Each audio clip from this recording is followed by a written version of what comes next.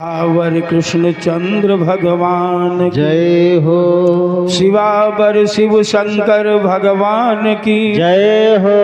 पवन सुत हनुमान जी महाराज की जय हो। आनंदी देवी मैया की जय हो। ग्राम समाज की जय हो। श्रोता समाज की जय हो।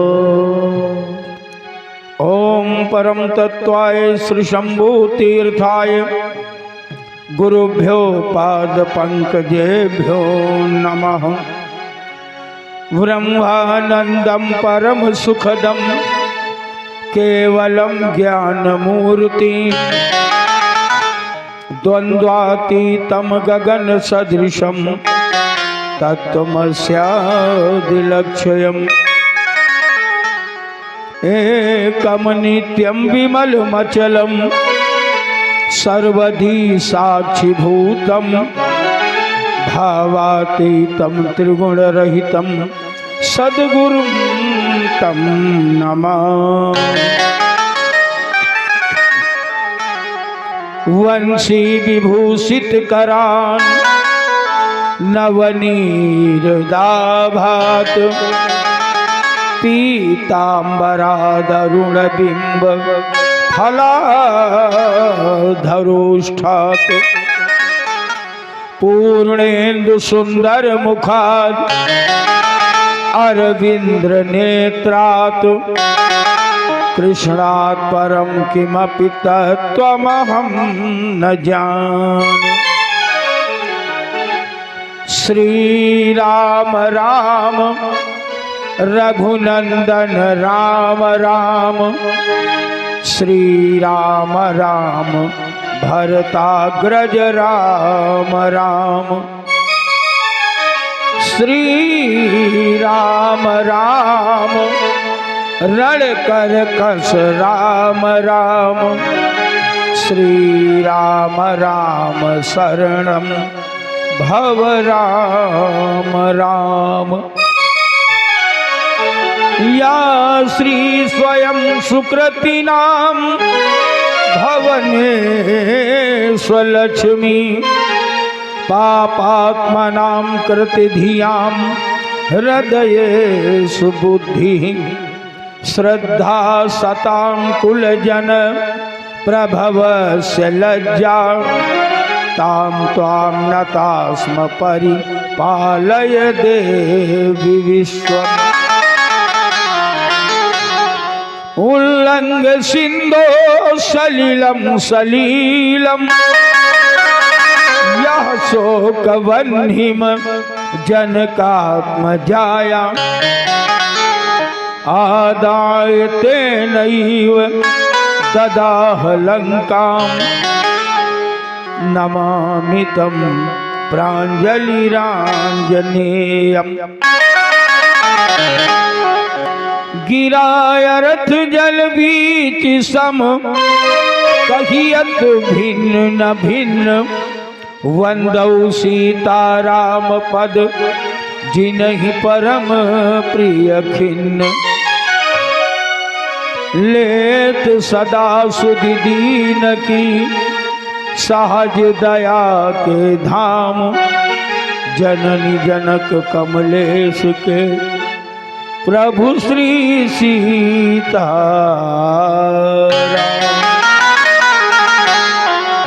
बोले श्री रामकृष्ण भगवान की जय हो। अनंत कोटि ब्रह्मांड नायक कर्तुम अकर्तुम अन्यथा कर्तुम अकारण करुणा वरुणालय परात्पर पूर्ण ब्रह्म परमेश्वर प्रभु श्री राम उद्भव स्थित संगार कारिणी क्लेशहारिणी सर्वश्रेयस्करी भगवती श्री सीता श्री राम कथा के अनन्य रसिक अनंत बलवंत संत श्री हनुमंत लाल जी महाराज जिनके चरण शरण की छत्र छाया में जिनकी कृपा कटाक्ष के बल पर आज ये 65वां कार्यक्रम आनंदी देवी सेवा समिति की ओर से विश्राम लेने जा रहा है। ऐसी आद्या शक्ति पराम्बा भगवती दुर्गा श्री आनंदी देवी सेवा समिति के संस्थापक अध्यक्ष श्रद्धेय अश्विनी कुमार जी मिश्र, अध्यक्ष श्रद्धेय देवी शंकर जी त्रिवेदी, उपाध्यक्ष श्रद्धेय सतीश कुमार जी अग्निहोत्री, महामंत्री श्रद्धेय विजय कुमार जी मिश्र, कोषाध्यक्ष श्रद्धेय डॉक्टर राम शरण सैनी जी, उपमंत्री श्रद्धेय जगदीश बाबा, कार्यक्रम प्रभारी श्रद्धेय श्याम बाबू शुक्ल जी, प्रमुख कार्यकर्ता श्रद्धेय संजय बाबा, बंजारा बाबा, समिति के अन्य पदाधिकारी गण, सदस्यगण, सम्मानित कार्यकर्तागण, दानदातागण, मंचस्थ संगीत के स्वर के साथ ईश्वर की कथा को सजाने संवारने में हमारा सहयोग करे सहयोगी बंधु, और जिनके बल पर हम अपनी बात आप तक पहुंचा रहे हैं, बब्बू साउंड सर्विस भीतरगांव रायबरेली, और जिनकी उपस्थिति मात्र से कथा पांडाल गौरवान्वित है, ऐसे समस्त देव स्वरूप श्रोतावृंद आप सभी के श्री चरणों में प्रणाम करता हुआ मैं आचार्य कमलेश मिश्र कमल भगवत कथा के द्वारा आपकी सेवा करूं। आइए, जैसी धर्म मंच की परंपरा है, सर्वप्रथम 2-4 बार भगवत नाम फिर कथा। निवेदन वही है कि जिनको भगवान ने राग दिया राग से बोलना, नहीं तो अनुराग से बोलना, अन्यथा बड़े भाग से बोलना। सभी माता भ्राता जो जहां है वहीं से भगवान नाम संकीर्तन करेंगे। धन्यवाद। राम राजा राम राजा सियाजू महारानी अवधपुर रजधानी। राम राजा हो राम राजा सियाजू महारानी अवधपुर रजधानी। राम राजा सियाजू महारानी अवधपुर रजधानी। राम राजा सियाजू महारानी अवध की रजधानी। हरि बोल।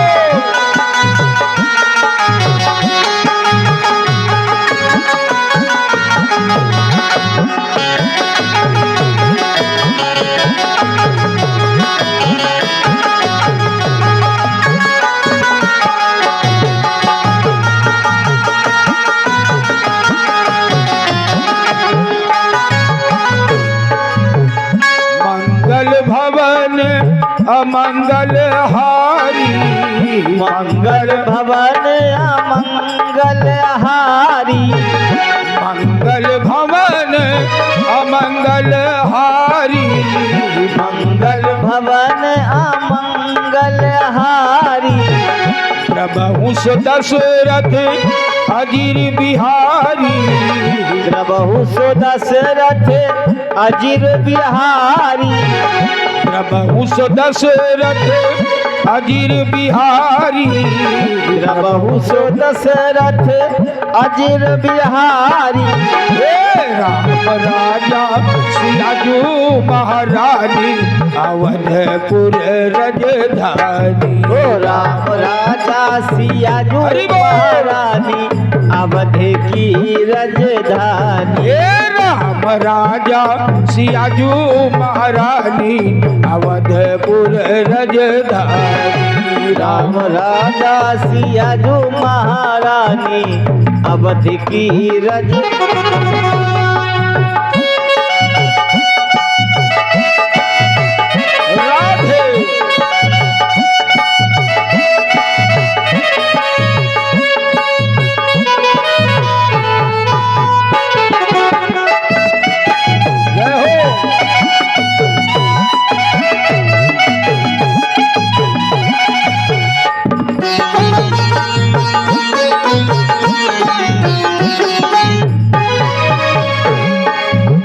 दुर्गति नाशिनी दुर्गा जय जय। दुर्गति नाशिनी दुर्गा जय जय।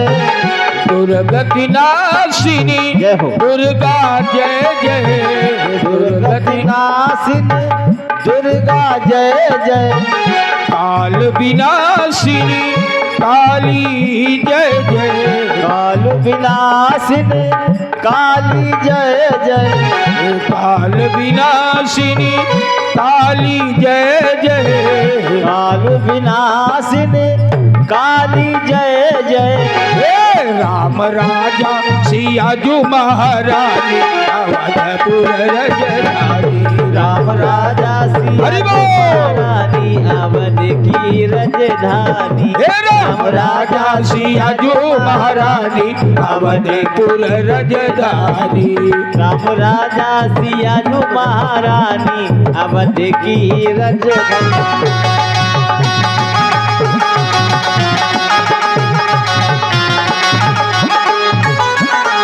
हरि बोल।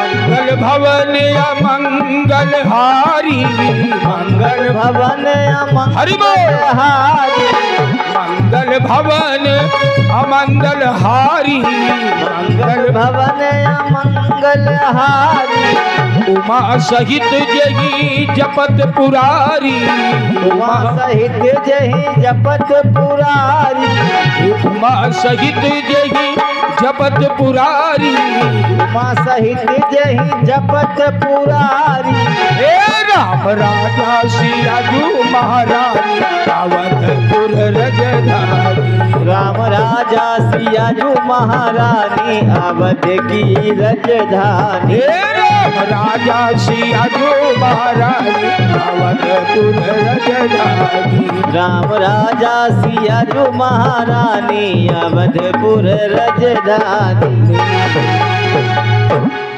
बोले सच्चिदानंद भगवान जय की हो। जय हो। आओ कथा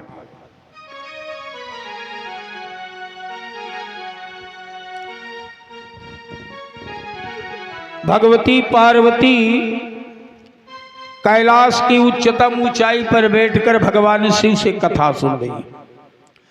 पार्वती विभिन्न प्रश्न कर रही हैं, भगवान शिव क्रमानुसार उनका उत्तर दे रहे हैं। आज मैया पार्वती ने एक प्रश्न और कर दिया। बोले बन बस कीन्हे चरित अपारा और कहू नाथ जिमि रावण मारा। महाराज हम आपसे ये जानना चाहते हैं कि भगवान श्री राम ने वन में रह कर के कौन कौन से चरित्र किए और रावण को कैसे मारा। निवेदन करें, नवरात्रि का पर्व चल रहा है। आज महाअष्टमी महागौरी की पूजा का दिन है। देखो, पूजा उपासना हम सभी लोग करते हैं, लेकिन हमारे साथ एक समस्या है। हम लोग अपने साध्य को साधन बनाते हैं। मां नंदी देवी हमारी साध्य होना चाहिए, लेकिन हम इनको साधन बनाते हैं। माता जी, हमारा ये कार्य हो जाए तो फिर हम आपके लिए ऐसा करेंगे। संसार हमारा साधन है, संसार को हम साध्य बना लेते हैं। भगवान हमारा साध्य है, भगवान को हम साधन बनाते हैं। गड़बड़ी यहां पैदा होती है। हमारा जो भी भगवान है, हम जिसको भी मानते हो, वो हमारा साध्य है। साध्य को साधन नहीं बनाओ, पर हम लोग भगवान से संसार मांगते हैं। भगवान को पाकर के भी हम भगवान से संसार मांगते हैं। यही गड़बड़ी हमारे जीवन में। निवेदन करें, भगवती सीता के साथ है भगवान श्री राम। लेकिन एक दिन सीता ने भी राम जी को साधन बना दिया। भगवान को साधन बनाओगे गड़बड़ी आएगी, समझे। यह हमारा मानव शरीर भी साधन ही है। गोस्वामी जी लिख रहे साधन धाम मोक्ष कर द्वारा, ये भी साधन है। लेकिन हम लोगों ने इसी साधन को साध्य मान लिया है। हम समझ गए कि हमारा अंतिम बस यही है, जबकि ये शरीर भी परमात्मा तक पहुंचने का साधन है। साधन धाम और मोक्ष कर द्वारा, पाई न जेहि परलोक संवारा। तो निवेदन है, ये शरीर हमारा साध्य है, संसार भी हमारा साध्य है, इसीलिए हमारे जीवन में गड़बड़ी है। अगर हम शरीर को साधन मान लेंगे, संसार को साधन मान लेंगे और ये निश्चित हो जाएंगे कि साध्य तो एकमात्र परमात्मा है, उसी दिन जीवन की समस्याओं का समाधान मिल जाएगा। सीता जी ने भी आज साध्य राम को साधन बना दिया। पंचवटी की पर्णकुटी में बैठे हुए थे प्रभु श्री राम भगवती सीता के साथ। लक्ष्मण जी कुटिया के बाहर वीरासन में खड़े हैं। अचानक एक सोने का हिरण आया सामने और चौकड़ी भरने लगा। आज ना राम जी की दृष्टि उस हिरण पे पड़ रही है, ना पहरा पर खड़े हुए लक्ष्मण जी की दृष्टि पड़ रही है। दृष्टि किसकी पड़ी? बोले सीता परम रुचिर मृग देखा।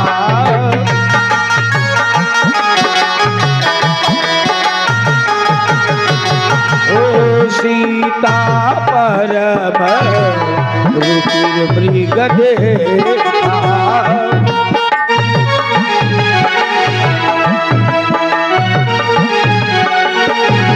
सीता परम रुचिर मृग देखा।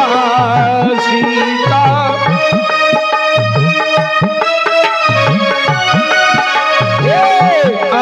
गया सु मनोहर बेथा।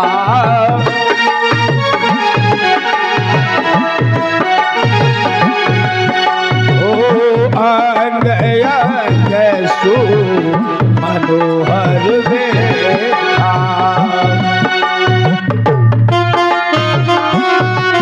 हरि बोल।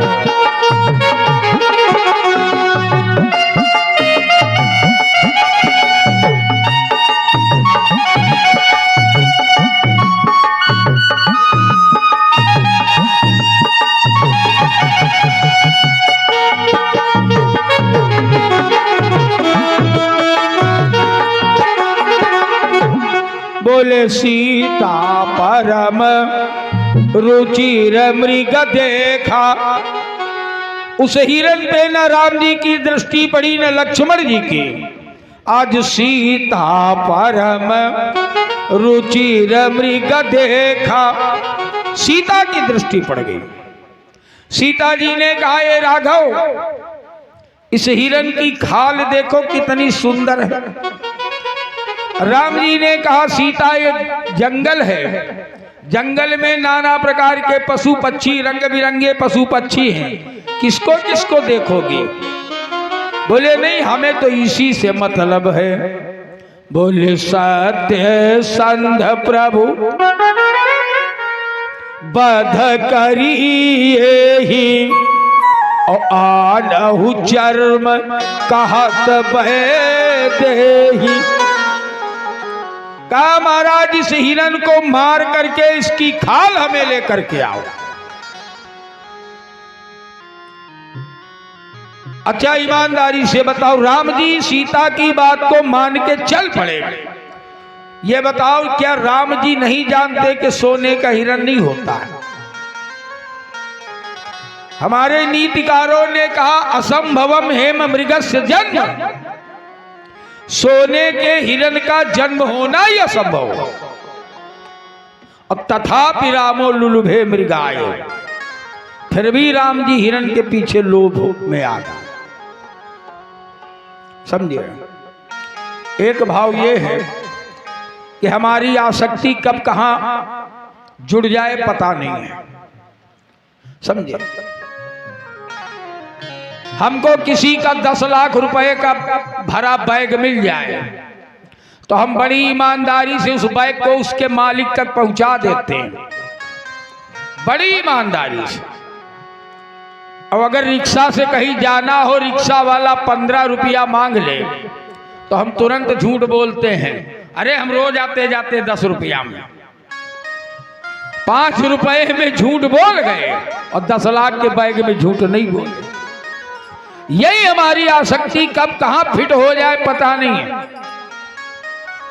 जिन राम जी की आसक्ति अयोध्या के इतने बड़े वैभव पर नहीं हुई, अयोध्या में कितनी संपत्ति है, कितना वैभव है, तो गोस्वामी जी लिख रहे अवध राज सुरराज लसिहाई और दशरथ धन सुनि धन दल जाई। अयोध्या की शासन व्यवस्था को देख करके इंद्र लज्जित होता है और अयोध्या के राजकोष को देख करके कुबेर लज्जित होते हैं। इतनी संपत्ति छोड़ के भगवान श्री राम आए हैं, लेकिन आज 100 ग्राम सोने के पीछे जा रहे हैं। समझे, असंभवम हेम मृगस्य जन्म, बोले तथापि रामो लुलुभे मृगाय। देखो, ये हमारी आसक्ति है, कहां जुड़ जाए पता नहीं। इसीलिए हमारे जीवन में दुख होता है। हमारी आसक्ति, हम विषयों में आसक्त हैं।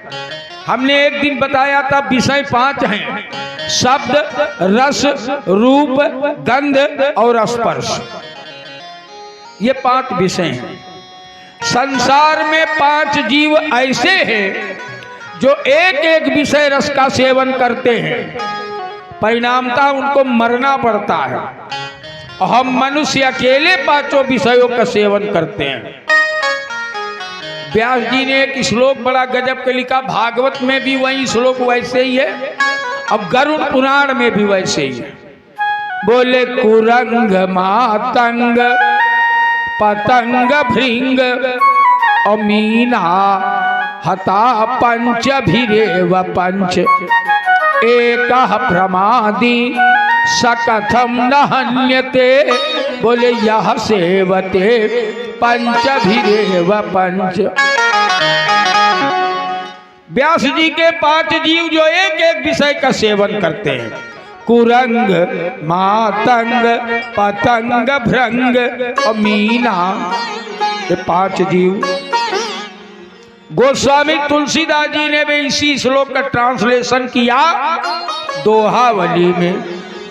बोले आली पतंग मृग मीन गज ये एक रसलीन और तुलसी दिन कै कौन गति जो 5 रसलीन। आसक्ति, कुरंग, कुरंग माने हिरण। भागवतकार व्यास जी का पहला जीव है हिरण। हिरण की आसक्ति काहे में है? बोले शब्द रूपी विषय में, शब्द विषय में हिरण की आसक्ति है।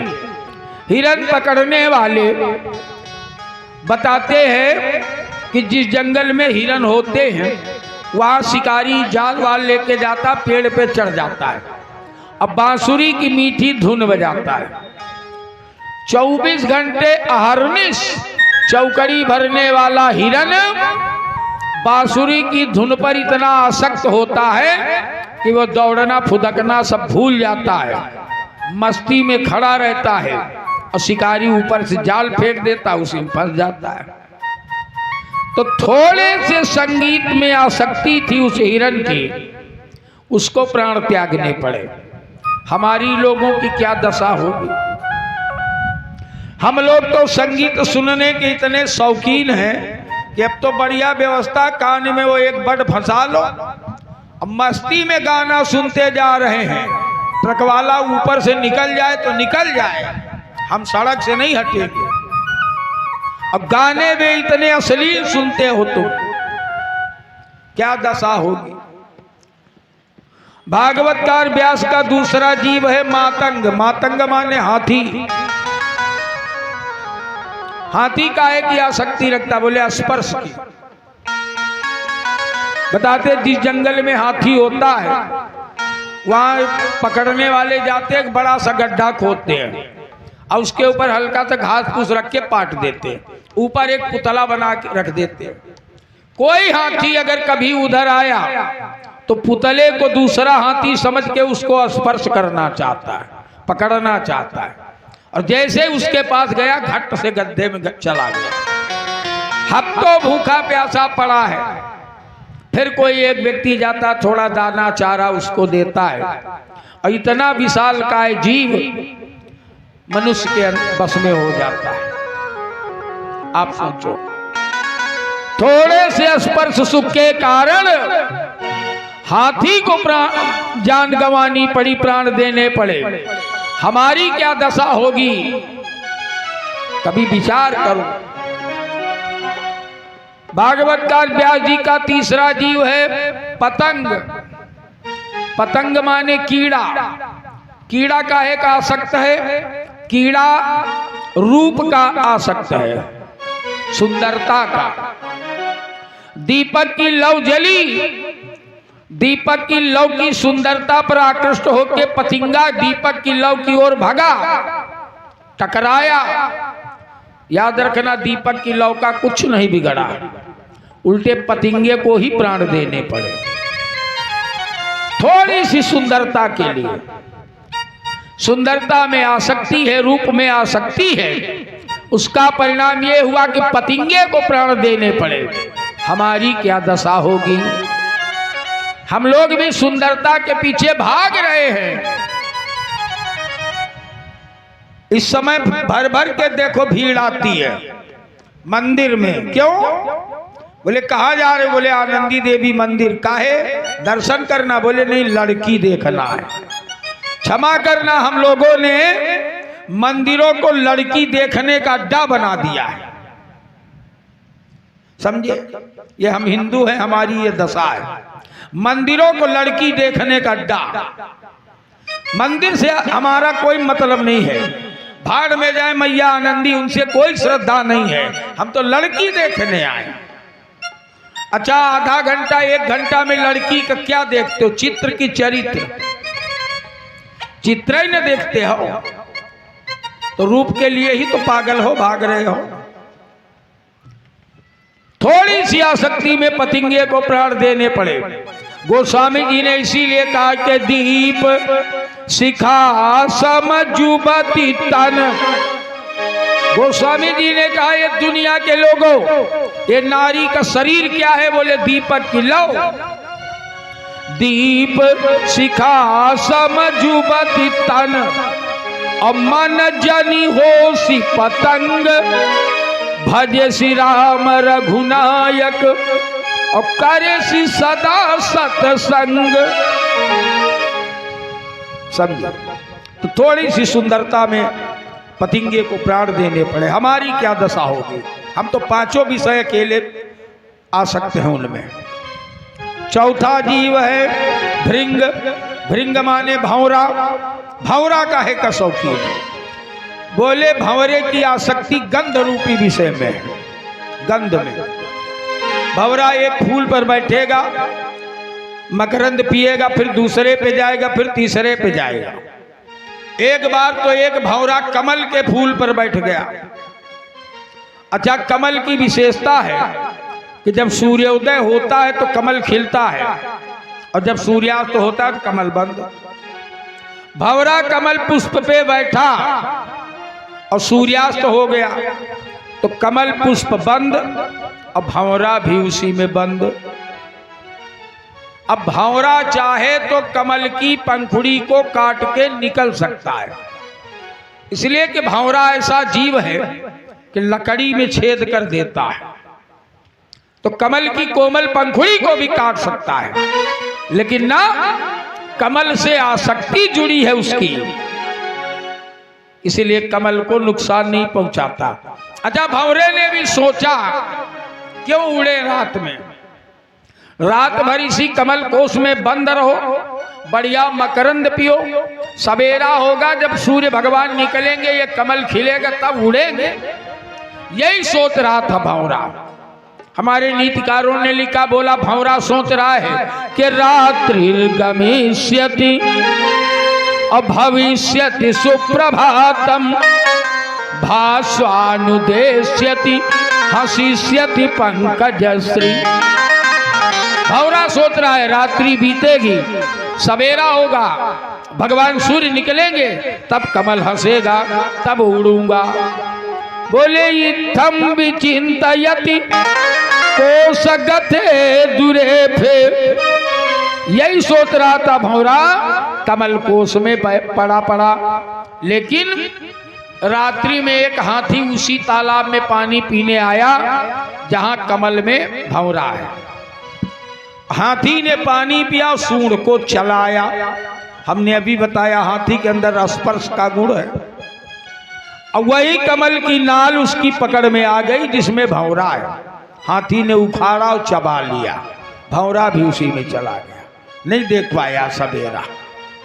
बोले रात्रि गमिष्यति भविष्यति सुप्रभातम भास्वानुदेश्यति हसिष्यति पंकजश्री। बोले इत्थम विचिंतयति कोशगते दुरे फे, लेकिन परिणाम हा हंत हंत नलिनी गजमुजहार। हाथी उखाड़ के चबा गया, भंवरा सवेरा नहीं देख पाया। हम लोग भी इसी भंवरे की तरह इस संसार रूपी कमल कोश में बंद हैं, और हम भी सोच रहे हैं भजन आज नहीं कल करेंगे, कल नहीं कल करेंगे। याद रखना, कल कल में कल तो नहीं आता, काल जरूर आ जाता है। और फिर हम कहते हैं हमको तो समय नहीं मिला। भागवतकार व्यास जी का 5वां जीव है मीना, मछली। मछली का एक शौकीन है, बोले रस की, रस की। मछली पकड़ने वाले आपने देखा है एक लोहे की टेढ़ी कील रखते हैं और एक केचुआ खोद के उसके पेट में वो टेढ़ी कील घुसेड़ देते हैं, और जिंदा केचुआ को कील सहित फेंक दिया पानी में। अब केचुआ पानी में छटपटाता है। मछली ने देखा तो जीभ पर नियंत्रण नहीं है उसका, उसको रस चाहिए, जीभ पर नियंत्रण नहीं है। मछली दौड़ी, केचुए को तो खा लिया, लेकिन अब वो टेढ़ी कील उसके मुंह में फंस गई, फिर वो स्वयं किसी का भोजन बनती है। समझिए, तो ये 5 जीव एक एक विषय का सेवन करते, कुरंग मातंग पतंग भृंग मीना हता पंच भिरेव पंच। हम अकेले 5 विषयों का सेवन करते हैं, हमारी क्या दशा होगी।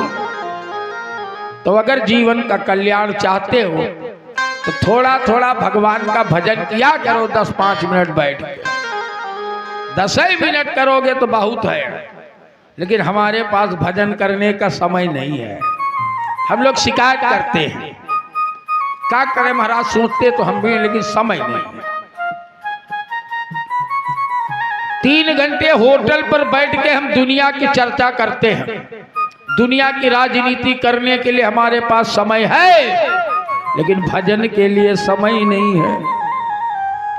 एक निवेदन करें, हमारे संत कहते हैं कि देखो लखनऊ के पार्लियामेंट में तुम भले कभी न गए हो, दिल्ली वाली में भले कभी न गए हो, लेकिन एक ऐसा पार्लियामेंट है जहां हमको आपको सबको जाना है। वहां के लिए कोई तैयारी है? हमारे संत इसीलिए कहते हैं कि उस पार्लियामेंट में सुनना, उस पार्लियामेंट में सुनना इस जीवन का जजमेंट प्रभु का यही पार्लियामेंट प्रभु का।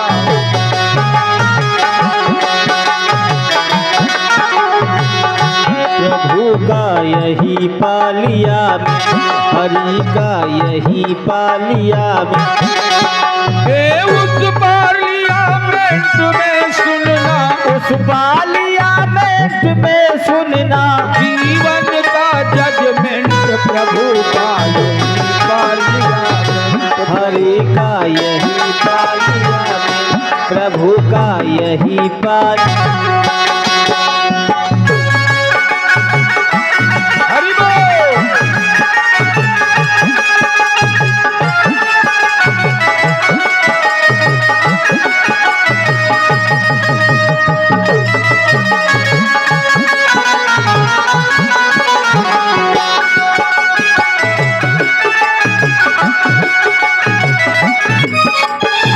याद रखना, वो है सबसे बड़ी अदालत, चलती है न किसी की वकालत। वो है सबकी बड़ी अदालत, चलती है न किसी की वकालत।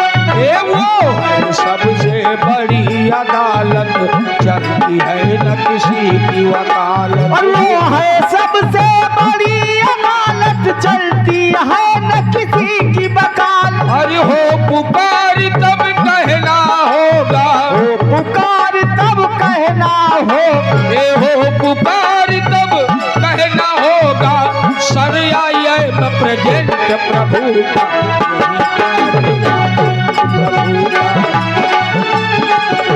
प्रभु का यही पार्लियामेंट, हरि का यही पार्लियामेंट।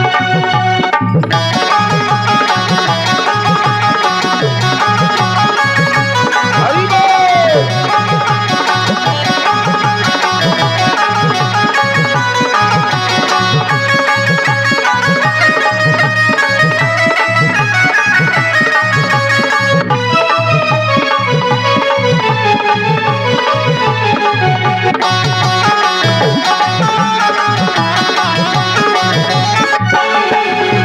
अगली बात, जाना होगा तुम्हें जरूरी, चलेगी ना कोई मजबूरी। जाना होगा तुम्हें जरूरी, चलेगी ना कोई मजबूरी। जाना होगा तुम्हें जरूरी, चलेगी ना कोई मजबूरी। जाना होगा तुम्हें जरूरी, चलेगी कोई ना मजबूरी। अरे अटेंडेंस पार्लियामेंट की, अटेंडेंस पार्लियामेंट की, अटेंडेंस पार्लियामेंट की, क्वाइट इम्पॉर्टेंट प्रभु का यही पार्लियामेंट। प्रभु का यही पार्लियामेंट, हरि का यही पार्लियामेंट। इस पार्लियामेंट में सुनना, उस पार्लियामेंट जीवन का जजमेंट प्रभु का यही पार्लियामेंट। प्रभु का यही पार्लियामेंट, हरि का यही पार्लियामेंट। हरि बोल।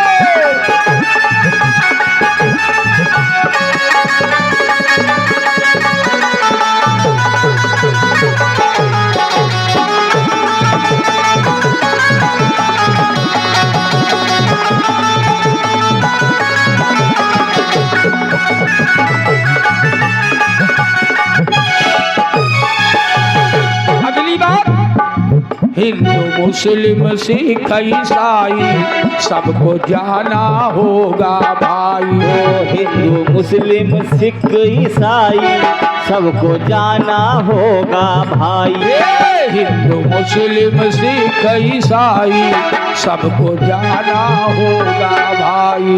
हिंदू मुस्लिम सिख ईसाई सबको जाना होगा भाई। अरे वहाँ कोई ये नहीं कह सकता, वहाँ कोई ये कह नहीं सकता, वहाँ कोई ये नहीं कह सकता, सरहीज अपसेंट प्रभु का यही पार्लियामेंट।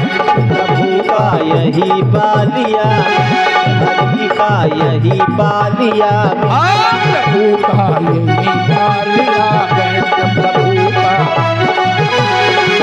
ओ हरि का यही बालिया, तो प्रभु का यही बालिया।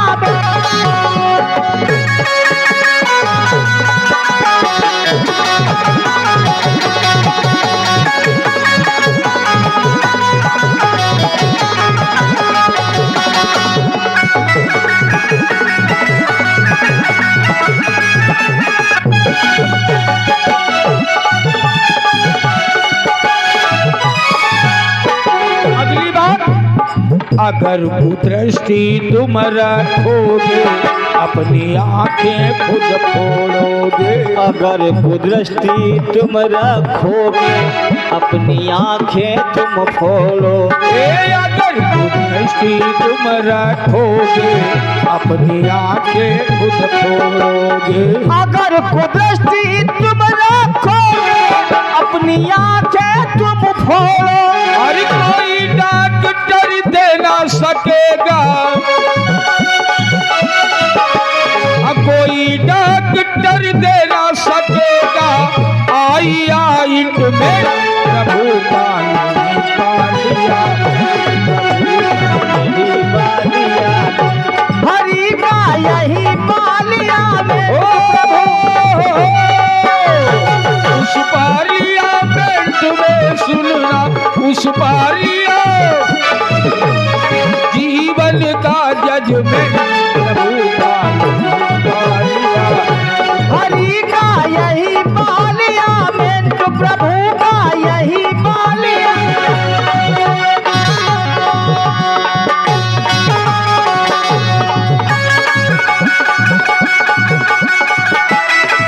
हरि बोल।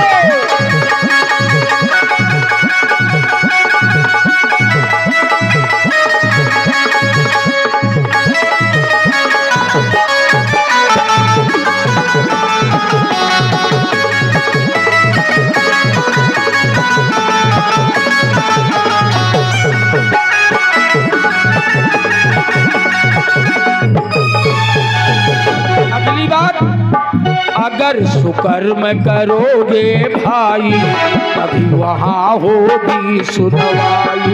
अगर सुकर्म करोगे भाई तभी वहाँ होगी सुनवाई। अगर सुकर्म करोगे भाई तभी वहाँ होगी सुनवाई। अगर सुकर्म करोगे भाई तभी वहाँ होगी सुनवाई। अरे तब उसको भी कहना होगा, तब उसको भी कहना होगा, तब उसको भी कहना होगा यू आर वेरी डिसेंट प्रभु का यही बालिया, प्रभु का ओ हरि का यही बालिया में तो प्रभु का यही बालिया में।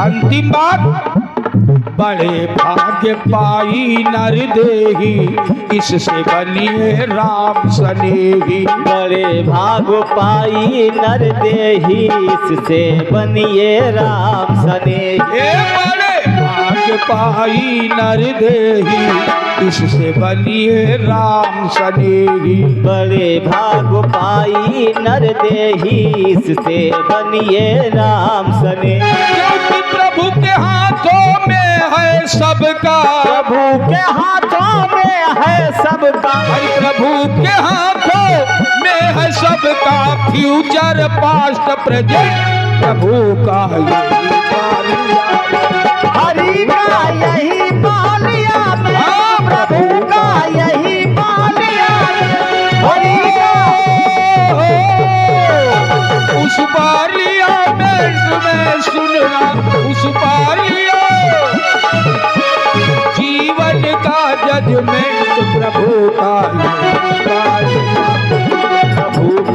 यही पालिया मिट, हरि का यही पालिया मिट, प्रभु का यही पालिया तो निवेदन करना है। 5 जीव हैं, कुरंग मातंग पतंग भृंग मीना। ये एक एक विषय रस का सेवन करते हैं, एक एक विषय में इनकी आसक्ति है, इनको प्राण देने पड़ते हैं।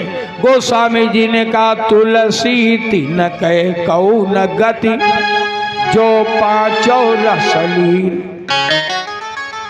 तो ये हमारे जीवन की आसक्ति कहाँ जुड़ जाए पता नहीं है। जिन राम की आसक्ति अयोध्या के साम्राज्य में नहीं हुई, आज वही राम 100 ग्राम सोने के पीछे भाग रहे हैं। असंभवम हेम मृगस्य जन्म, लेकिन तथापि रामो लुलुभे मृगाय। अच्छा एक भाव, राम जी हिरण के पीछे क्यों भागे? क्या राम जी नहीं जानते कि सोने का मृग होना असंभव है? अगर नीतिकार जानते हैं, लिख दिया कि असंभवम है मृगस्य जन्म, तो राम जी भी जानते हैं, लेकिन राम जी फिर गए क्यों? तो व्यास जी ने श्रीमद् भागवत के 11 स्कंद में लिखा कि राम जी हिरण के पीछे क्यों गए। बोले त्यक्त्वा सुदोस्त यसुरेप्सित राज्य लक्ष्मी, और धर्मिष्ठ आर्य वचसा यदगादरण्यम। ये वो भगवान है जो अयोध्या को त्याग करके आया है, देवताओं को भी लज्जित कर देने वाली राजलक्ष्मी को त्याग करके आया है। और यहाँ बोले त्यक्त्वा सुधुस्त यसुरेप्सित राज्य लक्ष्मी, और धर्मिष्ठ आर्य वचसा, बोले यदगादरण्यम। वही भगवान माया मृगम, वही भगवान माया मृग के पीछे भाग रहा। क्यों? बोले दैत्येप्सित मन्वधावत। दैत्य माने पत्नी की, ईप्सित माने इच्छा को पूरी करने के लिए। भगवान भी जानता है कि सोने का हिरण नहीं है, लेकिन सीता का आदेश था सत्य संध प्रवध करिएगी, आनव चर्म कहत वैदेही। तो आज आसक्ति जुड़ गई भगवान की भी। बोले माया मृगम दैत्येप्सित मन्वधावत, वंदे महापुरुष ते चरणारविंद। तो वंदे महापुरुष ते चरणारविंद। राम जी ने धनुष बाण उठाया और राम जी ने एक विचार किया कि आज तक मैं सीता का साध्य रहा, लेकिन आज सीता ने सोना पाने का साधन बनाया मुझको। इसका मतलब सीता को मेरी आवश्यकता नहीं है, अब सोने की आवश्यकता है। देखो मैंने कल भी निवेदन किया था, भगवान का सीधा सा सिद्धांत है, ये यथा माम प्रपद्यन्ते तांस तथो भजाम्यहम्। मैंने कल निवेदन किया था कि भरत ने अगर राम जी के लिए 4 चीजें छोड़ी, तो राम जी ने भी भरत के लिए 4 चीजें छोड़ा। आप जैसा भगवान का भजन करोगे, भगवान भी आपका वैसा भजन करेगा। निवेदन करें, हनुमान जी महाराज की विशेषता है, जिस भी जीव से मिलते हैं तो डायरेक्ट अपना परिचय नहीं देते, my self Hanuman from Kishkindha. जिससे भी मिलते पहले भगवान की कथा सुनाते हैं। अगर हनुमान जी के जीवन की विशेषता है कि हनुमान जी राम कथा सुनते हैं, ये प्रभु चरित्र सुनबे को रसिया है, तो राम जी किसकी कथा सुनते हैं? राम जी हनुमान जी की कथा सुनते हैं। गोस्वामी जी ने लिखा, पावन तनय के चरित सुहाये, और जामवंत रघुपति ही सुनाए। अगर हनुमान जी रामचरित्र सुनते हैं तो राम जी भी हनुमान चरित्र सुनते हैं। इससे सिद्ध हुआ कि अगर हम भगवान की कथा सुनते हैं तो भगवान भी हमारी कथा सुनता है। ये यथा माम प्रपद्यन्ते तान् तसौ भजाम्यहम्। सीधा था सिद्धांत। राम जी ने सोचा आज तक मैं सीता का साध्य था, लेकिन आज सीता ने सोना पाने का साधन बना दिया। तो राम जी ने सोचा इनको मेरी जरूरत नहीं सोने की, तो राम जी तो हिरण के पीछे चले गए, इधर सीता को भिजवा दिया जहां एक दो घर नहीं पूरा नगर सोने का बसा है। पहुंच गई सीता सोने की लंका में। लो सीता, अब मेरी जरूरत नहीं है सोना, देखो कितना चाहिए। अच्छा, राम जी ने सोचा कि सीता जी के लिए हो सकता लंका का सोना कम पड़ गया हो, तो थोड़ा इंडिया से और भेजा जाए। राम जी ने भिजवाया सोना। सीता की खोज में जो गया वो भी सोने का। कौन गया था? हनुमान जी महाराज। हनुमान जी जब सीता के सामने प्रकट हुए तो गोस्वामी जी लिख रहे हैं, कनक भूधरा कार शरीरा,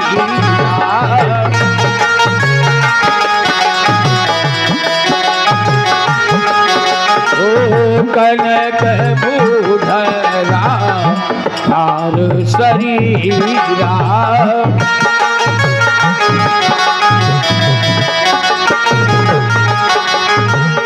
कनक भूधरा कार शरीरा, कनक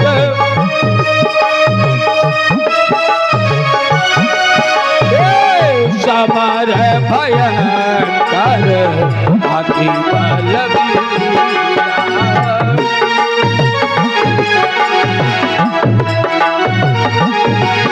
ओ समर भयंकर अति बलवीरा।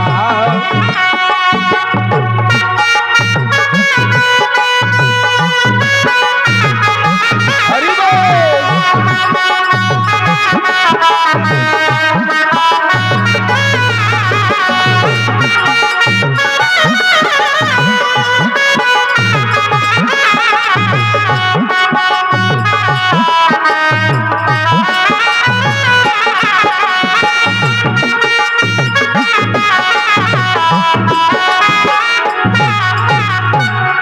हनुमान जी महाराज सीता के सामने बोले, कनक भूधरा। कनक माने सोना और भूधर माने पहाड़। इतना सोने का पहाड़ और इंडिया से गया। अब आज सीता जी को याद आया कि रे हमारे साथ थे भगवान श्री राम, और मैंने तो सोना पाने का साधन बना दिया राम जी को। आज सीता जी पश्चाताप कर रही हैं। हनुमान जी ने देखा आज सीता लंका में सोना नहीं देख रही हैं। बोले क्या देख रही हैं? बोले निज पद नयन दिए, नेत्र अपने पैरों में लगाया, और मन राम पद कमल लीन। मन राम जी के चरणों में है, नेत्र अपने चरणों में है। निज पद नयन दिए, और मन राम पद कमल लीन। बोले परम दुखी भा पवन सुत, देखी जानकी दीन। हनुमान जी ने देखा आज सीता जी दुखी है। अच्छा, उसी समय रावण आया। रावण सीता के सामने प्रस्ताव रखने लगा, एक बार विलोक मोरा। सीता जी ने नहीं निहारा रावण की ओर। रावण अपनी राक्षसनियों से कहा, सीता को समझाओ, 1 महीने में अगर कहा नहीं माना तो मैं इसका सिर काट दूंगा। रावण तो चला गया। रावण के साथ की जितनी रानियां आई थी मंदोदरी के साथ, सब रानियों ने कहा, बहन चलो हम लोग सीता जी को मार डालना। मंदोदरी ने कहा, सीता को क्यों मारोगे? बोले इन्हीं सीता के कारण हमारे पतिदेव कह रहे थे कि मंदोदरी आज सब रानी तो अनुचरी करो। अगर ये सीता हाँ कर लेती तो आज हम सब इसकी दासी हो जाते। कहां हम रानी है, कहां दासी बनना पड़ेगा। तो मंदोदरी ने कहा, अरे मूर्ख रानियों, तुम्हें तो सीता के प्रति कृतज्ञता ज्ञापित करना चाहिए। ये भारत की नारी है महाराज। जानते हो, अगर एक बार रावण की ओर ये बिलोक देती तो आज तुम सब इसकी नौकरानी बन जाती।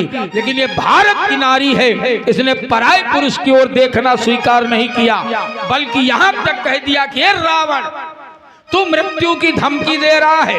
याद रखना रावण, दीन रहना चाहिए, ईमान रहना चाहिए। अरे हम रहे या ना रहे, ये हिंदुस्तान रहना चाहिए।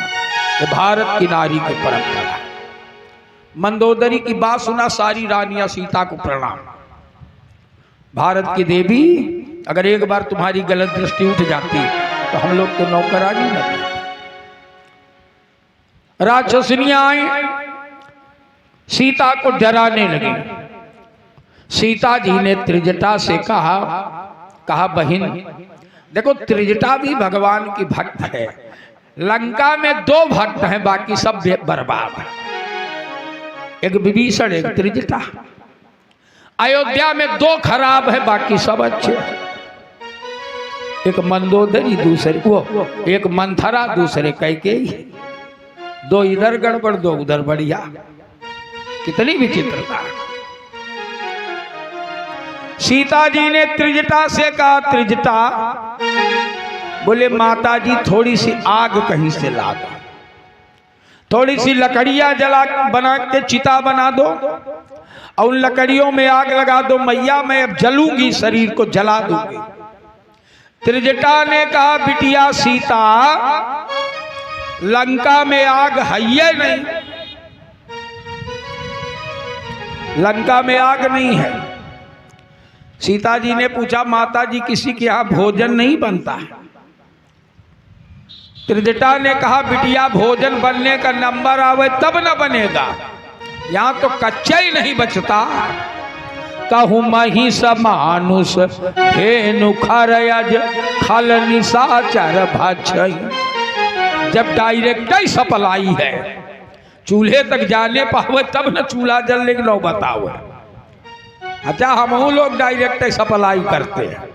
पेट को हमने भी कब्रिस्तान बनाया, न जाने कितने मुर्गी मुर्गा बकरी बकरा भैंसी भैंसा सब खा गए, कौआ तक खा गए। इसीलिए हिंदुस्तान से गीध चले गए, बेचारे का खाएं, मांस ही उनका भोजन था, वो हम आपसे नहीं बचता है। गेहूं और चावल वो खा नहीं सकते, बेचारे का करें, भूखे मरे ही हम ये इसीलिए चले। त्रिजटा ने कहा, बिटिया लंका में आग नहीं है, थोड़ी सी आग है रावण के कब्जे में। जब किसी को जरूरत होती तो एप्लीकेशन लिखो, इशू होगी तब मिले। इसलिए सब डायरेक्ट ही सप्लाई, चूल्हा जलने कोई प्रश्न ही नहीं। तो सीता जी ने तारों से आग मांगा, आकाश से आग मांगा, अशोक के वृक्ष से आग मांगा, चंद्रमा से आग मांगा। 5 लोगों से भगवती सीता ने आग मांगा। और हनुमान जी पेड़ पर चढ़े तड़प रहे। हनुमान जी ने कहा, धिक्कार है उस बेटे को जिसकी मां थोड़ी सी आग के लिए रोवे। आज तो मां भूखे मर रही हो, बेटा होटल में समोसा उड़ा के अब फेसबुक में स्टेटस लगाते हैं, आना कभी हमारी हवेली में। महतारी भूखे मर रही, हवेली बनाए, समझे? धिक्कार है ऐसे बेटों को। माँ बाप भूख से मरे तुम होटल में स्टेटस लगाए घूम रहे हो। हनुमान जी ने कहा, धिक्कार है ऐसे बेटे को जिसकी माँ थोड़ी सी आग के लिए रोवे। हनुमान जी ने मन ही मन कहा, ये मैया सीता मौका मिलने दो, ऐसी आग लगाऊंगा कि आज के बाद से लंका में आग की कोई कमी नहीं रहेगी, समझे? हनुमान जी आए, सीता जी से परिचय किया। परिचय करने के बाद फल खाए, उखाड़े पेड़ तोड़ दिए। मेघनाथ आया, बांध के ले गया रावण के यहाँ। हनुमान जी जब पहुंचे तो रावण ने एक विचित्र आदेश कर दिया, बोले अंग भंग करी पठई बंदर। रावण का विचित्र आदेश हुआ, अंग भंग करी पठई बंदर। हनुमान जी कांप गए थोड़ा सा। हनुमान जी ने कहा अगर ये नाम ले लेता किसी अंग का कि भाई हाथ पैर तोड़ो, तो कन्फर्म था कि हाथ पैर तोड़े जाएंगे, या इसका सर फोड़ो तो कन्फर्म है कि सर ही फोड़ा जाएगा। रावण ने किसी अंग का नाम नहीं लिया। अब हनुमान जी को चिंता ये हुई कहीं ऐसा न हो कि रावण को अपनी बहन शूर्पणखा की याद आवे और सोचे कि इसके स्वामी ने हमारी बहन के नाक कान काटे हैं, इस बंदर के भी नाक कान काटो। तो हनुमान जी ने सोचा नाक कान कटने में समस्या नहीं है, समस्या यह है कि हमको यहाँ राम जी ने भेजा है, और राम जी ने भेजा है तो क्या अब हम नाक कटा के जाएं? इतने गिरे दिन आ गए। और देखो निवेदन करे भेजा हमको आपको भी राम जी ने ही है। इस दुनिया में हमको आपको राम जी ने ही भेजा है, तो कुछ ऐसा करो कि नाक न कटने पाओ। समझे? हम लोग भी क्या नाक कटा के जाएं? कुछ तो अच्छा करके चलो। हनुमान जी ने सोचा कि रावण अगर किसी अंग का नाम ले लेता तब तो बढ़िया था, लेकिन इसने कहा अंग भंग कर पठई बंदर। सरस्वती जी का आवाहन कर दिया, सरस्वती जी आ गई। हनुमान जी ने कहा मैया रावण के मुंह में बैठ जाओ। बोले इसके 10 मुंह, बोले 10 बैठो। पता नहीं कौन से मुंह से बोलना शुरू करे। सरस्वती जी 10 मुंह में बैठ गई रावण के। इधर हनुमान जी लगे पूंछ पटकने, हनुमान जी लगे पूंछ पटकने। रावण ने सोचा ये बंदर बार बार पूंछ काहे पटक रहा है? अरे हाथ पैर हिलाता कुछ और करता, पर ये पूंछ पटक रहा है। रावण की समझ में बात आ गई कि कपि के ममता पूंछ पर। रावण की समझ में बात आई कि बंदर का सबसे बड़ा ममत्व इसकी पूंछ पर है। अच्छा, बंदर पूंछे से प्रेम भी करता है, तो रावण ने समझा यही इसका अंग काटो काम बन जाएगा। बोले कपि के ममता पूंछ पर सब ही कहा समुझाई, और तेल बोरी पट बांधी पुनि पावक देहूं लगाई। अब सब ने इसी बात का समर्थन किया। अब लगे हनुमान जी की पूंछ में कपड़ा लपेटने।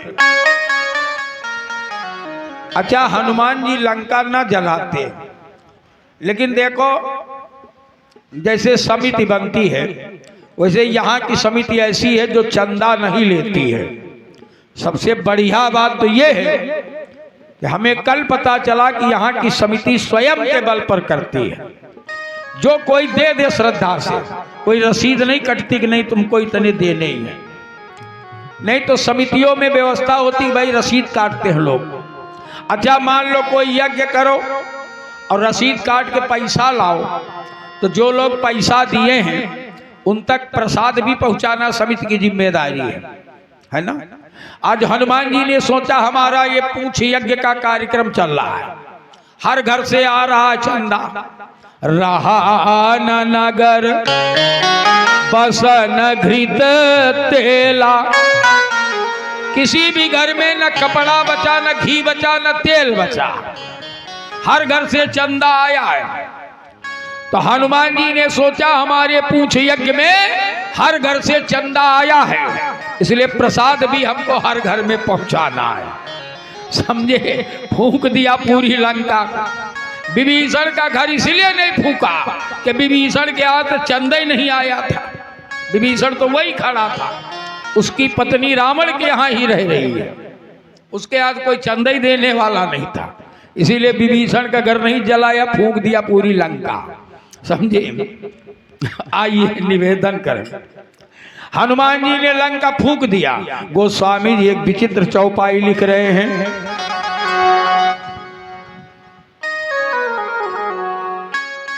के उलटी पलटी लंका सब जारी। अच्छा, उलटने पलटने क्या मतलब? लंका कोई डिब्बा है? उलटने पलटने का मतलब यह है कि जे ही मग गए लौटी फिर आए, और पलट जाई फिर आग लगाए। तुलसी सोई भाव विस्तारी, और लिख दिया उलट पलट लंका सब जाए। एक भाव और, यद्यप हम लोग जानते हैं कि हनुमान ने केवल विभीषण का घर नहीं जलाया, लेकिन निवेदन करें एक घर और नहीं जलाया, कुंभकर्ण का घर नहीं जलाया। नहीं तो जिस समय हनुमान जी ने लंका में आग लगाई थी, कुंभकर्ण उस समय सो रहा था। ये तो जब युद्ध हुआ, आधा लंका समाप्त हो गई, मर गई, तब रावण ने कुंभकर्ण को जगाया। अब आग लगाने के 15-20 दिन बाद युद्ध शुरू हो गया। और मैंने उस दिन बताया था कि कुंभकर्ण ने मांगे से नींद मांस खट के लिए 6 महीने की नींद मांगा था। तो अगर कुंभकर्ण के घर में आग लगा देते हनुमान जी, तो वो तो जल भून के वहीं में शकरकंद बन जाता, जल जाता कि नहीं जल जाता। कुंभकर्ण का घर नहीं जलाया। बोले पश्चिम दिशा जब ही कपि गायऊ, तो आगे कुंभकर्ण गृह रहे। कुंभकर्ण की पत्नी विद्युत ज्वाला ने देखा बंदर इधर ही आ रहा है, तो उसने सोचा अब तो हम भाग जाएंगे, बच्चे भाग जाएंगे, ये कहां से जाएगा, ये जो पड़ा है 45 कुंटल का, इसको कैसे उठावें। तब जेसीबी भी नहीं थी, सोचो आप। तो बोले विद्युत ज्वाला ताकि नारी, और रोवे दोनों हाथ पसारी, और रोते रोते कह रही थी कि हे रघुनाथ रामया बधाओ, और मेरे पति के प्राण बचाओ। और जैसे ही हनुमान जी के कान में आवाज पड़ी, हनुमान जी तुरंत रिवर्स गियर में बोले सुनत ही पलटी गए बलधारी। इसीलिए गोस्वामी जी ने लिखा उलटी पलटी लंका सब जारी। लंका जला दिया हनुमान जी। मेघना उसका कुंभकर्ण का घर इसलिए नहीं जलाया कि कुंभकर्ण भी भगवान का भजन कर रहा था। हमारे गोस्वामी जी लिखते हैं कि भगवान का नाम कैसे भी निकले, भाव कुभाव अनख आलस हो।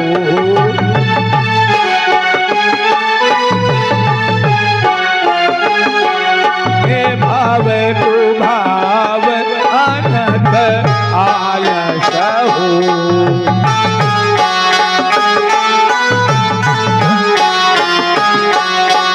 भाव कुभाव अनख आलस हो।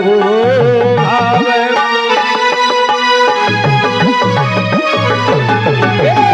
नाम जपत मंगल दिशिता हो।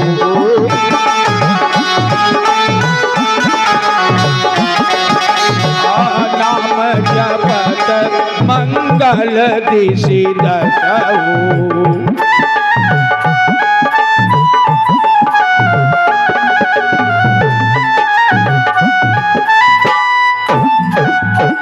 बोले भाव कुभाव, भगवान का नाम चाहे भाव से लिया जाए चाहे कुभाव से लिया जाए, अनख माने लड़ाई के भाव से लिया जाए या आलस्य में लिया जाए। भाव से किसने किया? तो राम विजय ग्रंथ लिख रहा है, भाव सहित शंकर जप्यो। शंकर जी ने भाव के सहित भगवान का भजन किया। शंकर ने सोचा हमारे आराध्य श्री राम सुंदर महलों में रह रहे हैं, अब ये महल तो राम जी का हुआ और हम भी रहे तो हमारी और राम जी की बराबरी हो जाएगी, इसलिए शमशान चले गए। उनके ठाकुर जी सुंदर वस्त्र पहनते हैं, शंकर जी दिगंबर हो गए।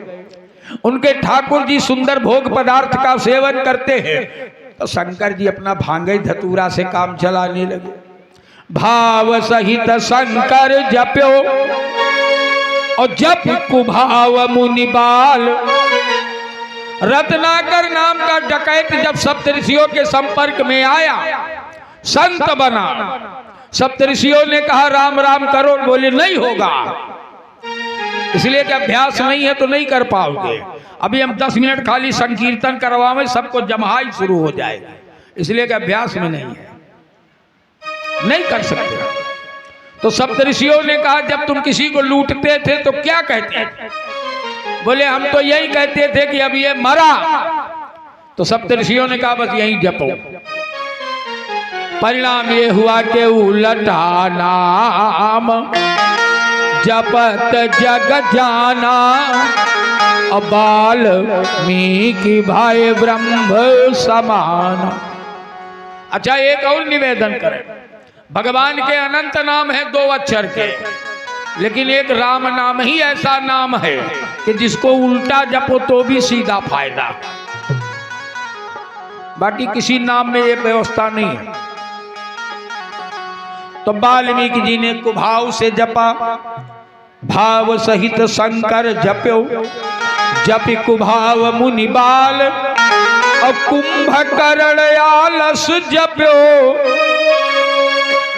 कुंभकर्ण आलस में पड़ा हुआ जप रहा था भगवान को, इसीलिए हनुमान जी ने उसका घर नहीं जपाया, जलाया। और अनख जप्यो 10 भाल। रावण ने लड़ाई की भावना से, ईमानदारी की बात, जब शूर्पणखा ने रावण को बताया खरदूषण तिसरा की मृत्यु हो गई, रावण के अंदर तुरंत एक विचार पैदा हुआ कि खरदूषण मोहि सम बलवंता, तिन्हीं को मारे बिनु भगवंता।